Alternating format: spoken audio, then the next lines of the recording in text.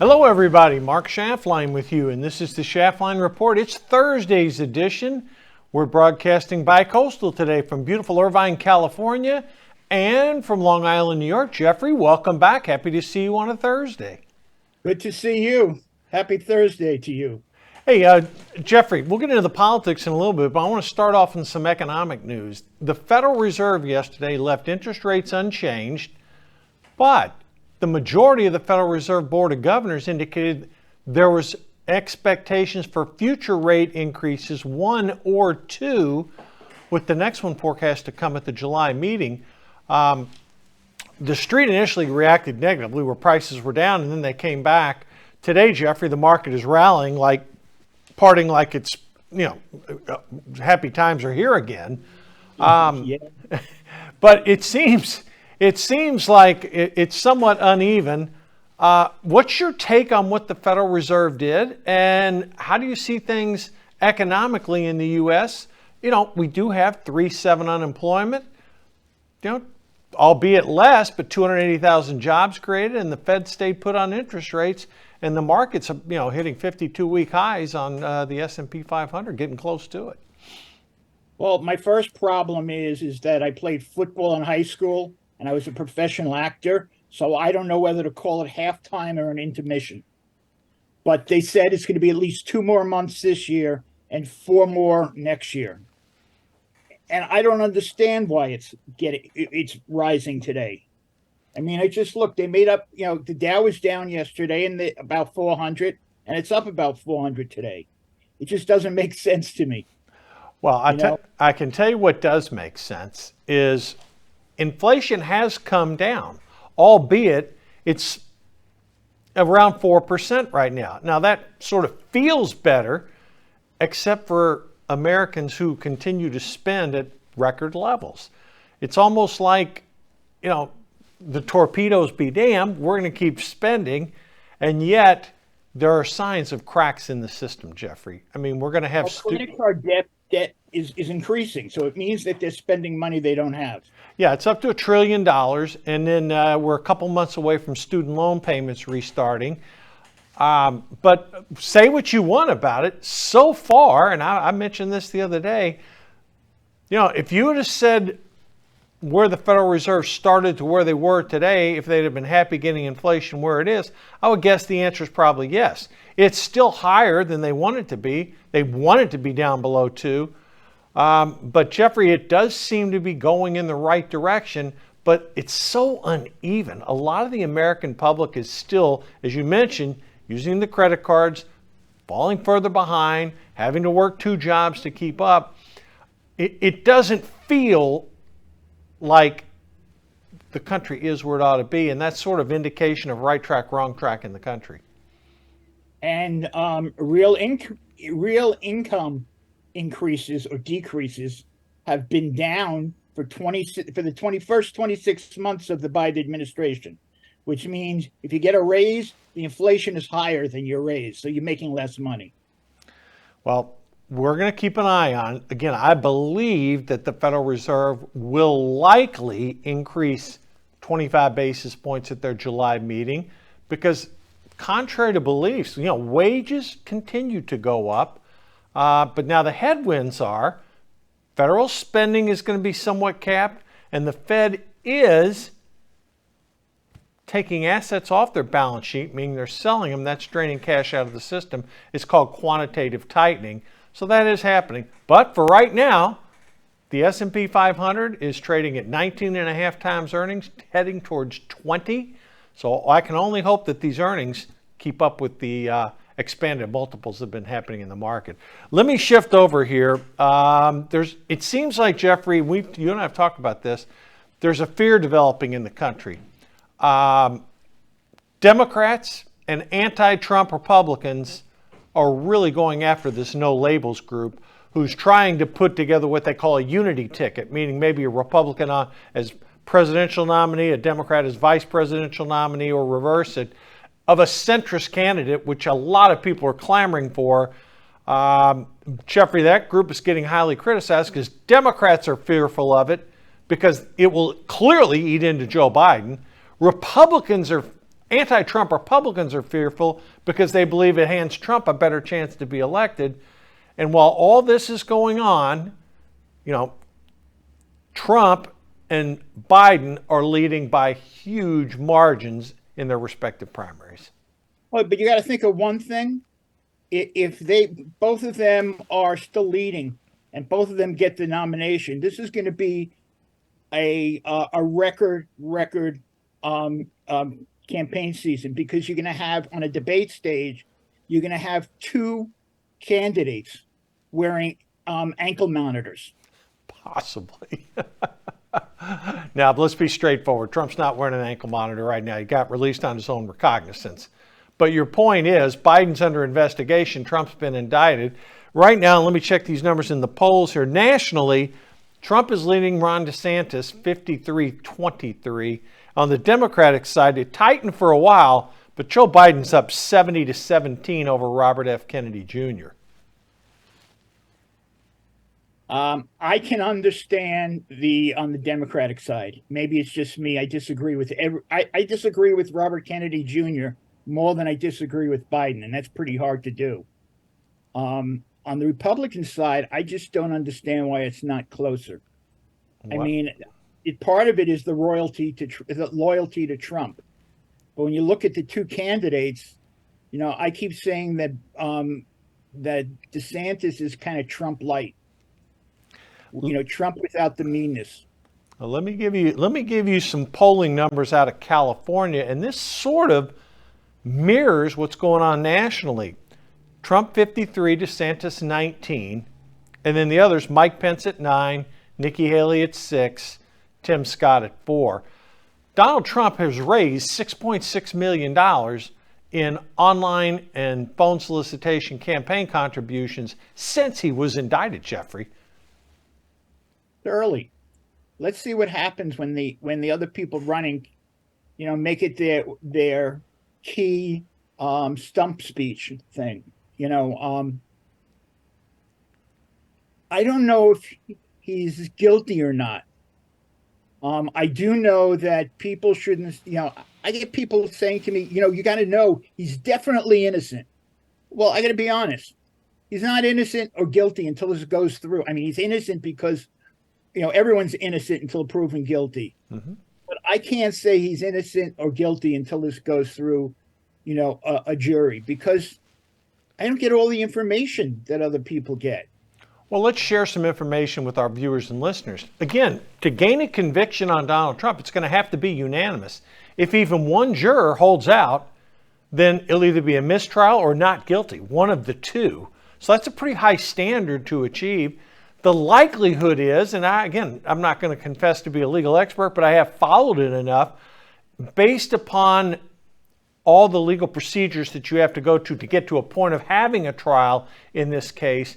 Jeffrey, my best guess is the earliest this could take place would be in March or April of 2024, and the latest it could take place could go into Q1 of 2025. So, I mean, there's a wide range there depending upon the rulings that the judge makes in the case. And then, of course, we have the potential, issue with Joe Biden and the Biden crime family that is under investigation in the state of Delaware by the Justice Department, supposedly. And again, similar standard. I know everybody on our side says, well, the standards ought to be applied the same. Hillary Clinton, Joe Biden. But look, on the Biden bribery potential scandal, Senator Kennedy from Louisiana, he came out and said, look, this is not going to go away. We are going to get to the bottom of this. So again, as we always say on this show, we cut through the propaganda. We're not saying that President Biden participated in this bribery scandal. There are indications that he did, but he hasn't been charged yet. So Jeffrey, I guess going back to the main point here, we have a sitting president who has an allegation of taking a $5 million bribe, who's leading in his party's polls by over 50 points. We've got a Republican nominee who's been charged in New York State Court on what I believe is a bogus charge, charged on federal indictment. There's still a pending case in Atlanta. He has possibly another charge coming. So again, one person who's under investigation, well, actually both candidates are still under investigation, and one's been charged twice. So it's no wonder a lot of people in the middle are saying, give us a third party choice. And that's why. A lot of the discussion is now, could they pardon themselves? Say that again? Another question that's been raised is, could either one of them pardon themselves? Joe Biden has nothing to pardon right now. Would Trump? If it turns out, could they, or could Biden pardon his son if something happens there? He clearly can pardon his son. There's nothing in the Constitution that would prohibit him from pardoning Hunter Biden if Hunter Biden was ever charged. Could Donald Trump pardon himself? That's a debate that a lot of people on the conservative side and Republicans hope we have an opportunity to address that issue. That would mean Trump would win the election and become president. I don't know the answer to that. My guess is he probably could. But again, I go back to what I said earlier. Again, to gain a conviction, it has to be unanimous in this federal indictment. So, boy, the charges explicitly look damaging. But by the time good lawyers get involved and by the time this thing eventually gets to court, you have the prospect of a major party nominee facing this indictment. And again, Jeffrey, we've talked about, again, prior to the indictment, the polling, Joe Biden and Trump were separated by less than 2 points.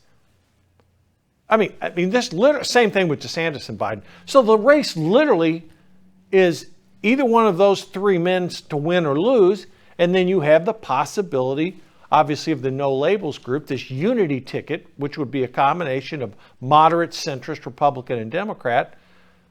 If that group came together, how do you think they would fare, Jeffrey? Well, it's interesting because the no labels group says they'll totally drop out if DeSantis gets the nomination.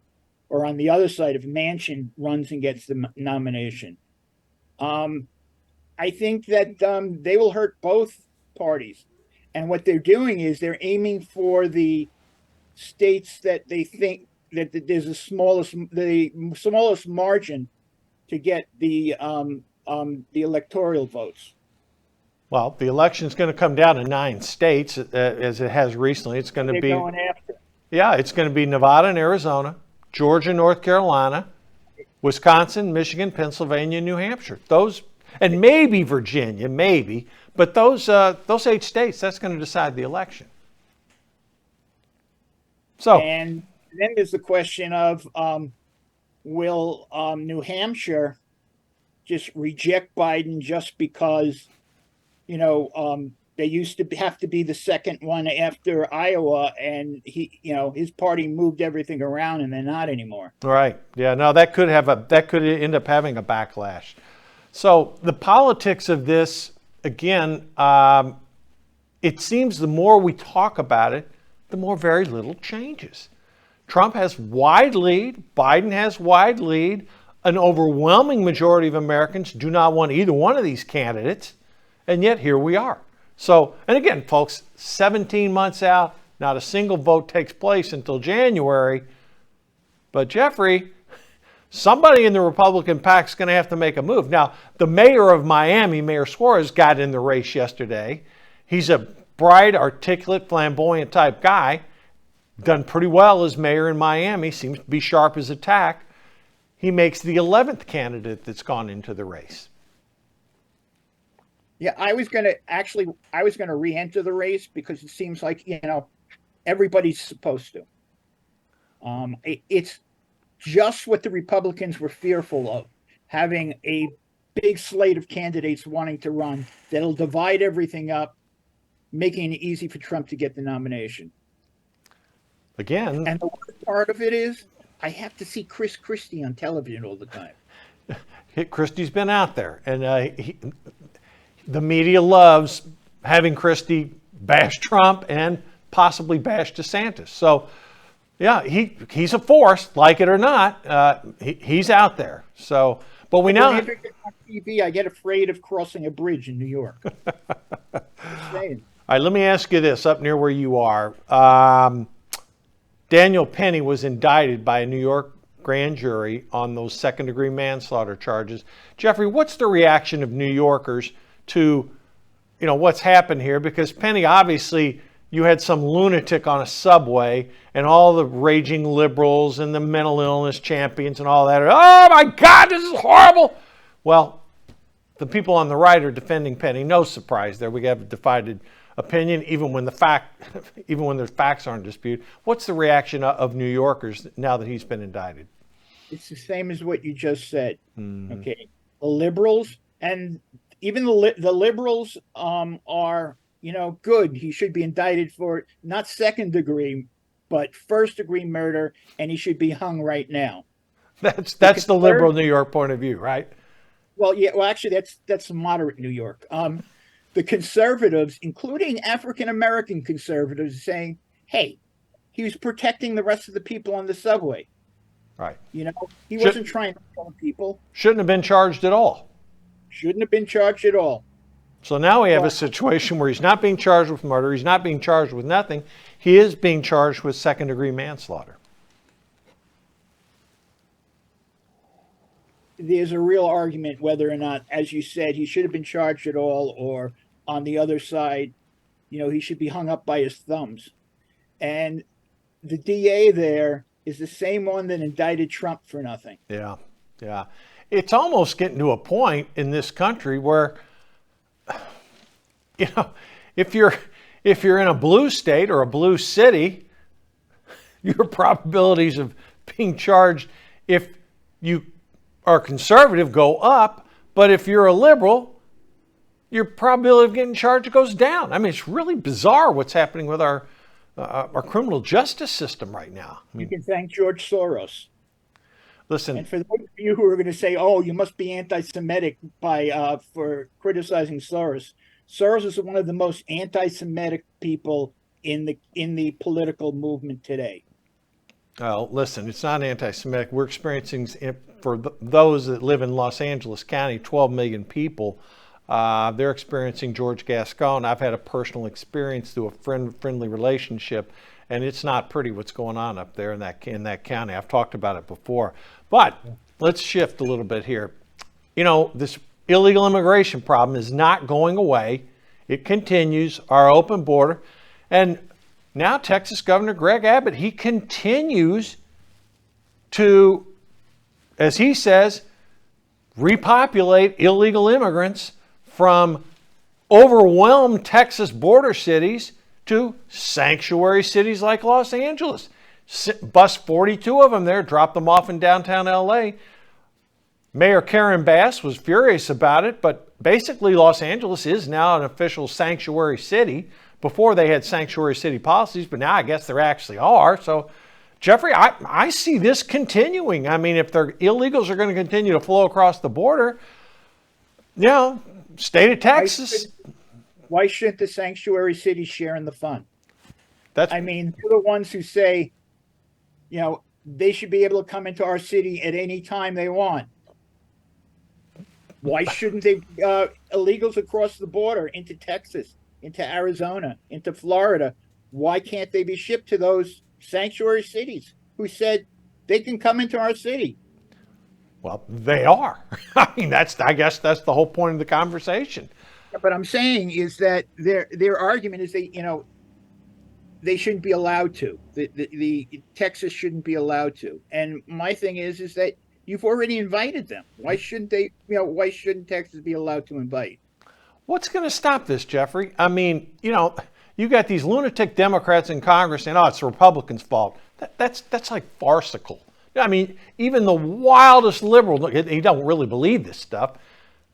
How's it ever going to end? Or are we just going to continue to have, a couple 100,000 cross the border, every month? How do you solve this? Well, Karine, the press secretary, says it's all Trump's fault. Yeah, right. Exactly.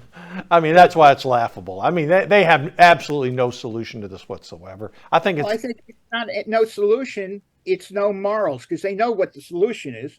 The solution is go back to doing what Trump was doing. That was working. Right. To a degree. They came in and stopped everything. To a degree, but to a much better degree than we have now. Yeah. The thing is that It's not going to change Right. until there's a new president. And if that president is a Republican, it's not going to change. Right. No, it's absolutely not going to change unless we get a Republican president in there, because Biden shows zero indication of wanting to stop this flow. Good news, as we talked about, Greg Abbott's had assistance from some of the other red state governors who are sending National Guard troops to help. And I just see this continuing. They'll come in, they'll ship them to blue cities, and blue cities will become more crime, more dangerous, more sanctuary. And, you got two Americas here. I mean, it's really insane. Even if Biden wins, it's going to get worse because, he should live and be well, but, he's a rather advanced age. And if he passes away, Kamala's going to be president. And she makes Biden look like a conservative. Yeah, I don't think anybody can make him look like a conservative. Barack Obama makes him look like, he makes Barack Obama look like a conservative. All right, let me ask you this. In the House yesterday, they did not vote to censure Adam Schiff for all the lies and fraud he perpetrated on the American public. 20 Republicans were not going to go for that. Some cited constitutional issues. What was your take on them not sanctioning Schiff? I got very angry. But there's supposedly going to be another resolution being introduced today that is a little more moderate, might actually be passed. I'm still looking for the evidence when he said, I have evidence that Trump was talking to Russia. Yeah. It was a blatant lie. All that stuff was. And it has nothing to do with the politics of it. He lied to the American people. Right. It has nothing to do with right versus left. No, I concur with you. And I think he should be put in jail. I don't think he should be put in jail. I'm not going to go that far. But should he be censured by Congress? I do believe he should, because the lies were so blatant. He was deceiving the country on purpose when he was perpetrating these lies, and it was all confirmed through the Durham report. Schiff is more than that, because whenever he was in a secret meeting that no one was supposed to talk about, he leaked. Immediately go to the press and leak it. Yeah, he had like an air filter going into CNN basically from anything. No, he's disgusting. Now he's out here running for the Senate seat out here in California. So speaking of California, Jeffrey, sort of breaking story earlier today, San Francisco, the authorities seized enough fentanyl in a raid in the Bay Area to kill everyone in San Francisco. Everyone in the country. Well, this said they seized enough to kill everybody in San Francisco. But again, all this fentanyl is coming in over the border. It's getting into these, it's everywhere, but it's focused. It's in a lot of these blue cities. Jeffrey, that's a scary thought. Again, another reason why something needs to be done at this border, because the drugs coming across, it's just never ending. Well, also, hotels are thinking about moving out of San Francisco because of all the crime and everything else that's going in there. Retailers are thinking about moving out of, San Francisco, I haven't been there in a couple of years, but I used to think it was one of the most beautiful cities in the country. And people are leaving like, you get money for leaving. That's how fast people are leaving, and companies are leaving. Well, you mentioned retail stores. A lot of retail stores have pulled out of the downtown area. Union Station's lost 3 or 4 major retailers. When you can steal up to $900 and they don't even give you a parking ticket, that's tough for a retailer to survive in something like that. So, I don't know. That was a shocking figure about the amount of drugs that's being seized. But again, when you have these lax enforcement policies, you're going to see stuff like that happen. A lot of the illegal immigration. Come on, bring your stuff, make a sale. All right, I want to follow through with you. This wasn't on our agenda, but I do want to talk about it because it's been somewhat in the news. We talked a week ago about the Israelis and how far they believe the Iranians have advanced their nuclear capability. You want to give our audience an update, Jeffrey, on because we sort of left them hanging with that last week. And let's talk about really what's going on with that, because there are some credible sources that have indicated that the Iranians are getting pretty nuclear capable pretty close. And their supreme leader, who was never in the Supremes, by the way, their supreme leader says they're there already. And what's also is happening on our side, Biden has his people negotiating with Iran Yep. to cut a medium deal. So I don't understand what's going. I mean, I understand what's going on. The guy he picked to negotiate with Iran, and this is not a speculation. I have all the evidence for this and stuff like that.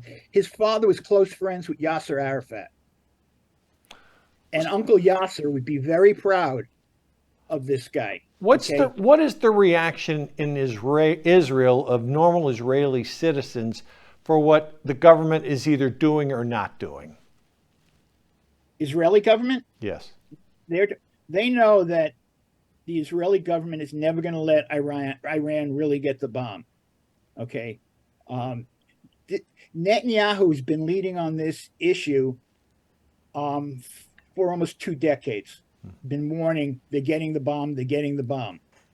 Okay. They're not going to let Iran get the bomb. And you remember what they did in Iraq, what they did in Syria. They're not going to let them get the bomb. It's as simple as that. They'll either bomb it, invade, but it's an existential threat. Yeah, to Israel, it is. Not only to Israel, but this is the part that Biden doesn't get.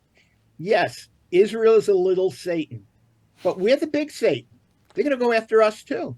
Well, it's interesting. Since Joe Biden's been president, Iran has gotten closer to developing their nuclear capabilities. Our relationship with the Saudis has deteriorated. The Chinese are taking advantage of this. I mean, their U.S.-China relationships, I know Blinken's going to China next week, but, Americans are warning, our government's warning Americans in Taiwan, be careful. And the threat level's going up. And Jeffrey, yes, it's good that Blinken's going over to China. Yes, I know Bill Gates is meeting with Xi Jinping, but tensions both between Iran and Israel, the U.S. and China, obviously you've got the conflict already, Russia, Ukraine. Jeffrey, there's a lot of, shall we say, unsettling issues globally right now that, Americans are going to have to address. It's also Iran and the United States. Mm-hmm. I mean, you look at that triad that was put together, China with Russia and Iran, they're all trying to fight the United States to become dominant over the United States. And we're not doing anything about it. Well, I don't think we need to have a war, but I don't think we need to back down all the time. Well, the one thing in our favor right now, the Chinese economy is not growing as fast as expected. It hasn't come out of the COVID lockdowns as like people had expected. So, U.S. companies are rapidly moving operations away from China, but some can't. Some are really entwined with the Chinese economy.